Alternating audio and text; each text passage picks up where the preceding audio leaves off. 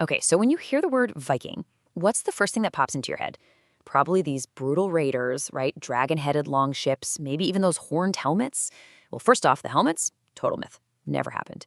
And that image of them as just mindless thugs, that is only a tiny, tiny piece of a much, much bigger story.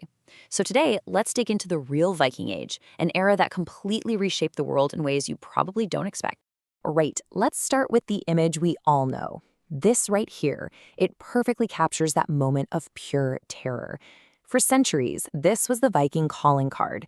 You're on the coast, you see those sails on the horizon, and you know what's coming. Sudden, violent, and devastatingly effective.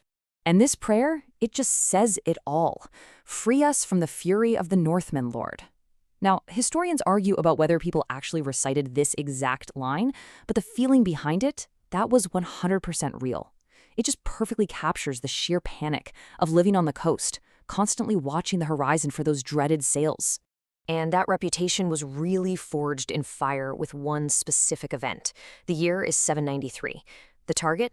A peaceful, wealthy, and completely undefended monastery at Lindisfarne in England. The attack sent absolute shockwaves through Christian Europe. I mean, monks were slaughtered, priceless treasures were stolen, and a brutal message was sent: nowhere is safe. This one event is what historians point to as the official start of the Viking Age. But this explosion of raiding, trading, and exploring didn't just happen in a vacuum. So what was going on? What was really driving them?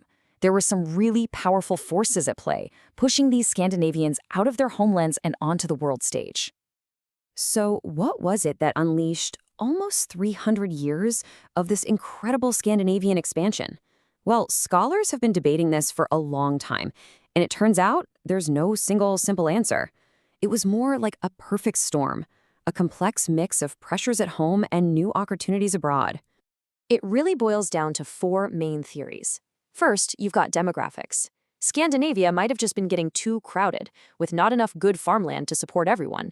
Then you have the economics. Europe was getting richer, and all its new towns were like shiny treasure chests just waiting to be opened. Politically, Europe was kind of a mess, full of weak, divided kingdoms that made for super easy targets.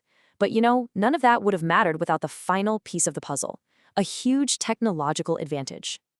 And here it is, the absolute key: the longship. This wasn't just a boat, it was a revolution on water. It was incredibly fast, it was agile, and its shallow design was pure genius. Think about it, it could handle the rough, open ocean, but it could also sail way up shallow rivers, letting the Vikings strike deep inland where nobody ever expected an attack. This ship was their ultimate weapon. And armed with these incredible ships, their reach went far, and I mean far, beyond the coasts of Britain and France. We are talking about a network that spanned continents. Just take a look at this map. The scale is absolutely staggering. You see North America way over in the west, and it stretches all the way to the Caspian Sea in the east. This just completely blows up the idea that the Vikings were just a local problem for a few countries. They were explorers, they were traders, and they were settlers on a truly global scale. So heading west, they pushed out across the brutal North Atlantic. They basically used islands as stepping stones, first settling the uninhabited lands of Iceland, and then pushing even further to the icy coasts of Greenland. And then, around the year 1000, they did something that no other European would manage to do for almost 500 more years. That's right, they became the first Europeans to reach North America. They set up a small settlement in a place they called Vinland, which we now know is in modern-day Newfoundland, Canada. So yeah, forget Columbus, the Vikings got there first. Okay, so at the same time, a whole other story is unfolding in the east. Over there, they were known as Varangians, and these Vikings sailed down the great rivers of what's now Russia and Ukraine. They helped create the state of Kiev and Rus, and they traded and raided all the way to the Black Sea and the great city of Constantinople. In fact, they were so respected as fighters that they even became the emperor's elite personal bodyguards. How cool is that? And this is such a crucial point to understand. The Vikings didn't just show up, break things, and leave. In so many places, they stayed. They conquered territory, they blended in with the locals, and they built nations from the ground up.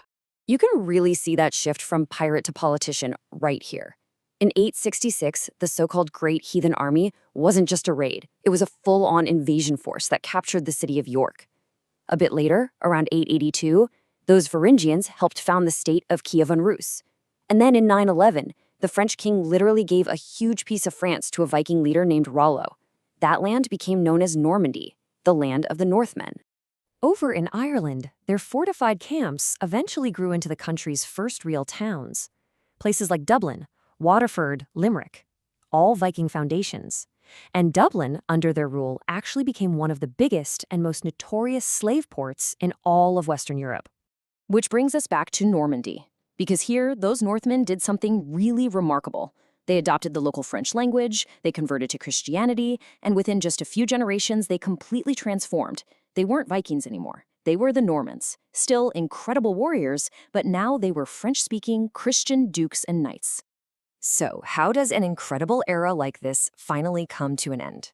Well, the end, just like the beginning, was full of violence and invasion. But it came with this deeply, deeply ironic twist. And it all comes down to one of the most famous dates in all of English history, 1066. Okay, so 1066 was an absolutely insane year. First, the King of Norway, a guy named Harald Hardrada, basically the ultimate Viking warrior, invades the north of England. He gets defeated and killed at the Battle of Stamford Bridge. But just as the English king, Harold Godwinson, is celebrating, there's a second invasion. Down in the south, William, the Duke of Normandy, a direct descendant of that Viking Rollo, has just landed his army. The exhausted English forces march all the way south and are famously defeated at the Battle of Hastings. And here is the punchline, the incredible irony of it all. The Viking Age in England is traditionally said to end with the defeat of that Norwegian Viking army, but the kingdom wasn't saved. It was immediately conquered by William the Conqueror and his Normans, who were, of course, the descendants of other Vikings. So in the end, one Viking army lost, but another one won the ultimate prize. Which leaves us with a final, really fascinating question to think about. Did the Viking Age really end in 1066? Or did it just evolve, blend in, and ultimately conquer everything in a whole new way that nobody saw coming?